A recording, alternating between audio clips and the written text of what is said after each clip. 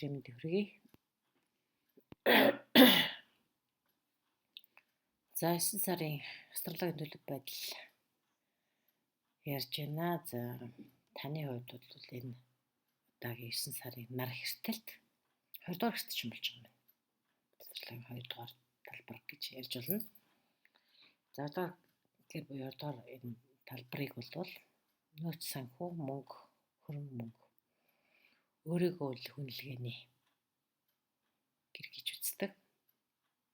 Тэгэхээр энэ тэр хөлөөдөлтэй холбоотой үйл явдлуудын үед өөрөөр хэлбэл зарим хүмүүсүүд бол ажил олохын их үсрээ өөрчлөх үе гэж үзэж байгаа юм байна. За мөн энэ үед та зарим хүмүүстэй санхүүгийн харилцааны зарчмаар гэж харна. 20 дугаар гэрт болж байгаа учраас ажил олгогчтой юм эсвэл бизнес харилцаатай хүмүүстэйгээ одоо мөнгө санхүүгийнхаа асуудлын тэр харилцааныхаа цаашид яаж хэрхэн өрнөх вэ гэдэг тэр зарчмуудыг ярина гэсэн үг. Дээрэс нь энэ 6 астрологчдын ялангуяа ведийн астрологчдын хэлж байгаагаар 20 дугаар гэр бол 7-8 дугаар гэрт ч гэсэн нөлөөлдөг гэж үздэг юм байна л да. 20 дугаар гэрт болж байгаа чухал үйлдэл бол 7 болон 8 дугаар гэж үздэг юм байна. Тэгэхээр 8 дугаар гэр гэдэг бол хамтын мөнгө санхүү. 7 дугаар гэр гэдэг бол ерөнхийдөө бүх төрлийн харилцааг илэрхийлдэг шүү дээ. За тэгэхээр энэ бол мөнгө санхүүтэй холбогдчихж байгаа болохоор ер нь бүх төрлийн харилцаанд ч нөлөөлөх тиймэрхүү эрсдэлт болж бодгоо гэж хэлсэн байна. За энд бол гадаад ертөнцтэй санхүү энерги харилцааны ер нь санхүү болоод энерги солилцооны тийм ээ. Тэр одоо арга зам гэх юм уу? Бусад хүмүүстэй харилцах. Тэр харилцааны арга зам. Тэр бүхэнд нэг шинээр боловсруулах хэрэгтэй болно гинэ. Одоо цаашдаа яаж эдгээр тавьчих яах вэ? Ямар хөө байдлаар энэ толгойдогтож цаашдаа өргөжлүүлэх хүч гэдэг юм те. Мэдээж ажил энэ бол бүх төрлийн харилцааг бодолооч бүх төрлийн харилцааг илэрхийлдэг гэж болохоор 20 дугаар гэр чинь тэр тусмаа танд ажил олгогч тэр харилцаа болж таарч штэ орлогын шинэ өсвөр ирж магадгүй гэж юм. Эсвэл үйлчлүүлэгчтэйгээ харилцан тооцоо хийж явах мөнгө санхүүгийн харилцааг тооцоо хийж явах цааш шинэ аргуудыг бодож олох хэрэгтэй болж магадгүй гэж байна. За нэг иймэрхүү мөнгө төрөх санхүүгийн хувьд бол нэг иймэрхүү. За дээрэс нь энэ нар хэртэлт бол энэ 9 сард бол 2 хэртэлт болно гэж хэлээд яриад байгааг танай ордныханд хэлсэн билүү үгүй лөө. 9 сарын 7-нд сар хэртэж байгаа. 9 сарын 21-нд бол нар хэртэж байгаа шүү дээ. За энэ нар хэртэлт таны 20 дугаар гэрт болж байгааг ярьж байгаа. Энд бол голцоо тийм нар хэртэлтийг нь илүү төлхөө ярьж байгаа шүү. Сар хэртэлтийн тухай дараа нь бас 7-ыг төхүүлж хагаад ярих гэж бодож байна. Амжих нь үгүй юу? За тэгэхээр энэ сар хэртэлт гэхээр бол энд сарны өмнөд болон хойд занглаа буюу кармын занглаа гэж яриад идэгээ. За энийг бас ярьдаг. За тэгэхээр ерөнхийдөө өмнөд занглаа нь бол охины ордонд хойд занглаа нь буюу хойд занглааг нь раху гэдгийг. За тэр хойд занглаа нь засны ордонд болж байгаа байхгүй юу? За тэгэхээр энэ өмнөд занглаа буюу охины ордонд болж байгаа энэ өмнөд занглаа дээр нь сарны хэртэлт болж байгаа.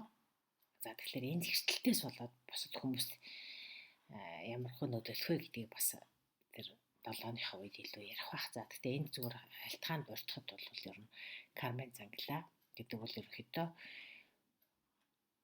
хоримтлагдсан тэр карм үлийн үр гэж хэлдэгтэй манайх. Юу хийсэн байна? Тэр үйлийнхаа үрийг үзнэ гэдгийг карма гэдэг юм. Тэгэхээр бид нар бол хүртэх ёстой хүртэнэл гэсэн. Сайн үйл хийсэн бол тэрнийхээ үрийг хүртэнэ. За жоохон таархан байсан бол тэрнийхээ бас үрийг хүртэнэ л гэсэн үг шүү дээ. За энийг бол бас тэгээд буддийн шашинтай хүмүүс бол илүү ойлгоно. За дандаа бүхнийг логикоор сэтгэдэг зөвхөн шинжлэх ухаан л баталж чадахгүй байгаа учраас гэж боддог хүмүүсийн хувьд бол бас ойлгоход жоохон хэцүү. За тэгэхээр энийг бол энэ хоёр дахь хоронтой, хоёр дахь гэртэй холбоотой учраас одоо бид нар та бүхний хувьд бол ямар нэгэн хөрөнгө оруулалт өөрийнхөө төлөө ямар нэгэн зүйл хийх. За заавал дандаа бас өөрийнхөө төлөө байх албагүй хөрөнгө мөнгө санхүү бусдад одоо бас өгөхийг өгч чадах юм бол эргээд та түн ямар нэгэн байдлаар танд эргээд тэр бусдад өгсөн өглөх буйны өглөгч нь эргэж танд буйны хур болж буудгаа энэ гэж манай буддистууд хэлдэг шүү дээ. Тэнтэй холбоотой зүйлийг бас энд эхлээд ах шиг байгаа. Яг бол барууны зурхаач бол бас кармын зангалаа гэдгийг дорны зурхаагийн энэ зорилгын энэ кармын зангалаа гэдгийг бол бас ингэж шинжилж судалж ярьдаг болчиход байгаа юм. Тэгэхээр энэ бай барууныхан бол бас энийг ярьж байна. За тэгэхээр энэ ерөнхийдөө бол та бусдад жилдээ өгснийхөө хэрээр та өөртөө хэмжээний бас эргээд одоо авлага гэх юм. За авлага гэж хэлэхээр бол бас нэг тийм үлийн өр карматай холбоог болчихж байгаа юм аа. Тэрний өөрийг үзнэ л гэдээ ойлгож чинь. За нөгөөдөөр энд бол боловсрал болоод эмчилгээ өөрийнхөө эрүүл мэнд, эрч хүчээ сэргээх энэ салбарт бас мөнгө оруулах хэрэгтэй гэж энд цагуугийн хувьд спортын үйл ажиллагаанд хөрөнгө оруулалт хийдэг ч юм уу. Эсвэл одоо илүү эрүүл мэндийн бүтээгдэхүүн, эрүүл мэндийн илээ сайжруулах зорилгоор зарим нэгэн зүйлд өөртөө хөрөнгө оруулалт хийх юм бас боломжтой гэж. За ер нь энэ хэртэлтүүд гэдэг бол тэр тухайн одоо системийн хүн төрөлхтний тэнцвэргүй байдлыг жоохон энэ оргил үе гэж үздэг юм байна л да. Ер нь тэнцвэргүй байдал хаана тэнцвэргүй байдал үүсчээд энэ хаана засах шаардлагатай байдаг гэдгийг сануулдаг гэсэн үг л дээ. Тэгэхээр 20 дугаар гэрт болж байна гэдэг бол санхүү мөнгө дутагдaltaй байгаа тэр салбар танд одоо жишээлбэл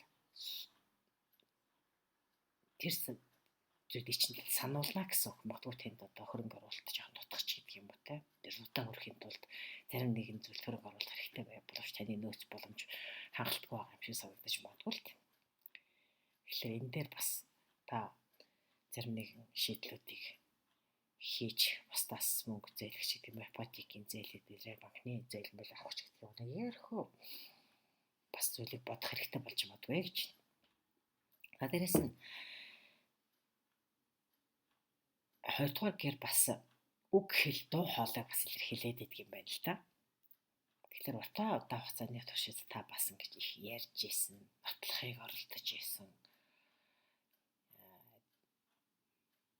Зарим нэгэн хүнд одоо нэг зүйлийг нотлох гэж оролдож исэн, маш их ятгах исэн ч гэдэг юм. Тийм байсан байж магадгүй гинэ. Тэнгүүт одоо энэ үеийг трийгээ зогсоох үе гэнэ. Та одоо яг өөрөөр хэлбэл яриа л нотлохгүй л хаа болиг шийднэг нь л дээ. Яг бол энэ үр дүн хүрэхгүй байна. Эсвэл та одоо өөр хин нэг үний асуудалд оролцоод тэр хүн асуудалд оролцож тэр хүнд нөлөөлөх гэж оролдож исэн бол үр дүнгүй юм байна гэдгийг нь мэдээд та орхих ч юм уу те. Иймэрхүү бас зүйл тохиолж магадгүй гэж байна. Яг тэгвэл хин нэг хүний амьдралыг засаж залруулах ч гэдэг юм нөлөөлөх гэж оролдоод байгаа тэр хүн ерөөсөө ойлгохгүй ч гэдэг юм таны хэлсэн ерөөсөө талаа болоод байх юм бол тэр хүний зөв хувь тавилтанд нь найдаал орхичих хэрэгтэй. Тэр хүн өөрөө хаалтаас өөрөө л суралцсан гэсэн ийм зарчмыг та баримтлах хэрэгтэй юм байна л доо. За тэгээд энэ удаагийн хэртэлтийг үл 9 жилийн өмнөх буюу аль эсвэл 18 жилийн өмнөх үйл явдлуудтай эргэж харьцуулж шиж үзээрэй гэж ер нь бүх ордныханд зөвлөд байгаа. 18 жилийн өмнө юу болж ирснийг хэрвээ та санахгүй байгаа бол 9 жилийн өмнөхийг нэг чухал шийдвэр гаргасан байж болно шүү дээ. Харилцааны ч гэдэг юм уу эсвэл бизнесийн маш чухал шийдвэр санхүүгийн ч бас байж болно. Та 20 дугаар гэр учраас те. Тийм чухал шийдвэр гаргасан байдаг бол тэрийг эргэж харах үе гэж. За магадгүй зарим хүмүүс бол одоо өр төлбөрөө зогсоод төлж дуусна. Зарим хүмүүсийн хувьд бол өөр газар руу шилжиж нөхдрөөс шиждэх хэвдэр гэсэн иймэрхүү үйл явдлууд бас байж болно. Таны энерги болоод мөнгөний урсгалыг одоо жоохон урсгалт чинь тийм саад болж исэн. Зарим нэгэн зүйл энэ төр байгаа бол энийг энэ үед олж илрүүлнэ гинэ. Нэг л тийм мөнгө орж ирэхгүй ч гэх юм уу таны нэг л тийм ирч хүч чинь нэг тийм айгу эсвэл энерги ирч хүч чинь сул байсан. Тиймэрхүү энэ төр санагдаад байсан бол магадгүй 9 жилийн өмнө гаргасан шийдвэр гэж болно шүү дээ. Тэр амьдарч исэн орон байр газар орон энэ төр шалтгаалаад энергийн хувьд танд тохиромжгүй байсан ч гэдэг юм уу нэг иймэрхүү юм байсан бол энийг өөрчлөөд эхлэх юм бол тэр үеэс өөрөөр хэлбэл тэр одоо төрөлсөлжсэн байраа солино ч гэдэг юм уу те. Амьдарчсан газар орноо сольж нүүн ч гэдэг юм уу иймэрхүү байдал одоо тэгсэн тохиолдолд таны тэр мөнгө болоод энерги урсгал бас эрийг зөв тийшээ нь орж сайжирнаа гэсэн нэг юмыг энэ астрологч хэлсэн байна. За ерөнхийдөө бол энэ нар хэрэлт таныг бол өөрийнхөө санхүүгийн их өсрийг бий болгох, санхүүгийнхаа наадвартай байдлыг бий болгох, ур зээлээ хаах, багдуулах ийм чухал онцгой нааштай боломжуудыг авчрах үе гэсэн байна. За энэ хүрээд хаслангийн ордны ерөнхийдөө байдлыг өндөрлөе. Дараа уулзъя. Баяртай.